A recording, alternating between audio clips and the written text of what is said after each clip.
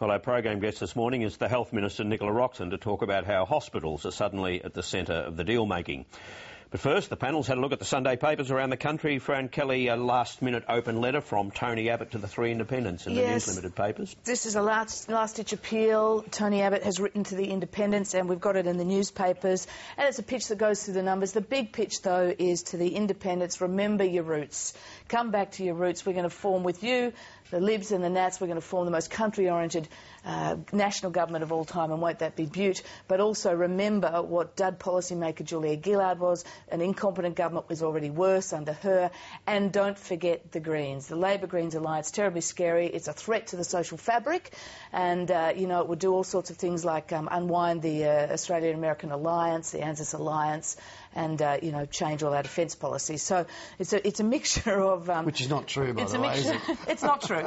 Just add that's not true. But it's a mixture of, cajoling threats and remember your roots. And I would say, given the sorts of response we've had already from the three independents, it's not going to do much to help. It's very much election mode stuff, though, isn't it? Still, it's beating up the threats and the... I think the strongest line is the reminder that the last government wasn't actually a good government on many fronts. It ran did some bad policy work, ran out some bad programs, and that's the most effective reminder in there, I think. But imagine saying to these three intelligent people, to Oakeshott, to Windsor and to Qatar, that if you side with Gillard, you'll bring undone the US alliance with Australia. It's just rubbish. And that's what I mean about election mode, David. The fact is this is a new phase. You say it on a windy afternoon on a street corner somewhere, but not to these three people. But not written down in a serious letter to these people. No, some of these people have been working with the Greens, for a long time, The fact is, though, that Abbott had a great campaign and Gillard had a lousy campaign, but in this phase, it's Gillard that's shone and Abbott that's had a shock. And you notice all of the coalition people are now talking about her undoubted political skills? Yes. Well, I would have thought that was quite a good thing to have in a Prime Minister.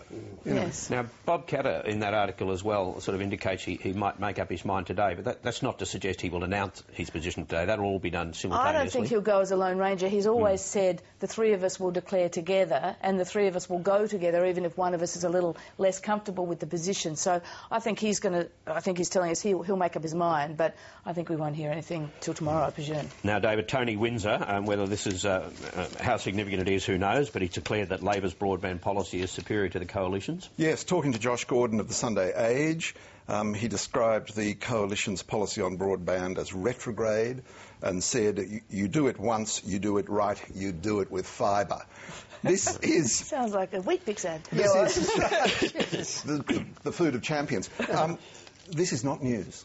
This is not news. The Bush has been telling the coalition it wants broadband for years, even before Kevin Rudd announced it from opposition as a policy that his government would bring into effect. It is not news for Tony, but maybe he may now pay some attention. Well, Christopher Pyne was asked about this on Meet the Press this morning. Here he is. Well, the independents don't hate the coalition's broadband policy. They just don't think it's as generous as the government's $43 billion white elephant. So it's a question of generosity. No, Christopher. It's a question of speed. It's about speed. And yes, it's expensive, but the railways were incredibly expensive to build. There's no telling what's going on behind closed doors. We don't know that the coalition hasn't upped the offer to something in between its offer and the NBN, do we? No. But I think the symbolism was the first night. I agree with you, it's not news. The symbolism was the first night that the independents found themselves in the box seat. They were interviewed on the 7:30 report and they couldn't get a link up to get a picture of Rob Oakeshott in his own electorate. It was just a metaphor.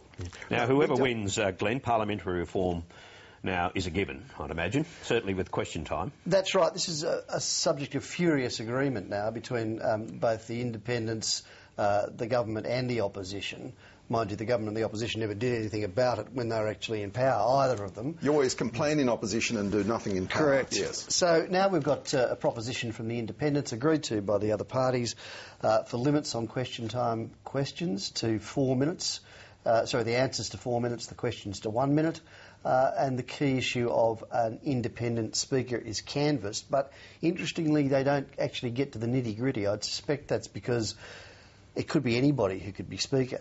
So you have to be careful about putting, severe constrictions on what they can and cannot do, because they may be different political operatives. I mean, it might be Rob Oakeshott, it might be a member of the government, it might be a member of the opposition. And of course the answers to questions not only have to be brisk, but they have to be relevant. And that's an extraordinarily important development. Who makes that interpretation? Well, the Speaker. Yeah, how? Yeah, exactly. I mean, that leads us back. That's not. I think that means nothing, really.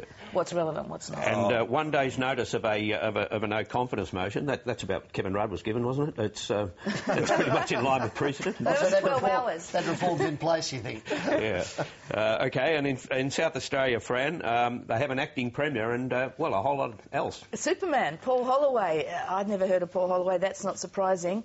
This man is, while the premier away and the treasurer and deputy premier away, he's running everything. He's the government's manager of business in the upper house. Paul Holloway is his name. He's now got 10 portfolios, as you can see up there. He's even the minister assisting himself in the management of public sector business, which is excellent.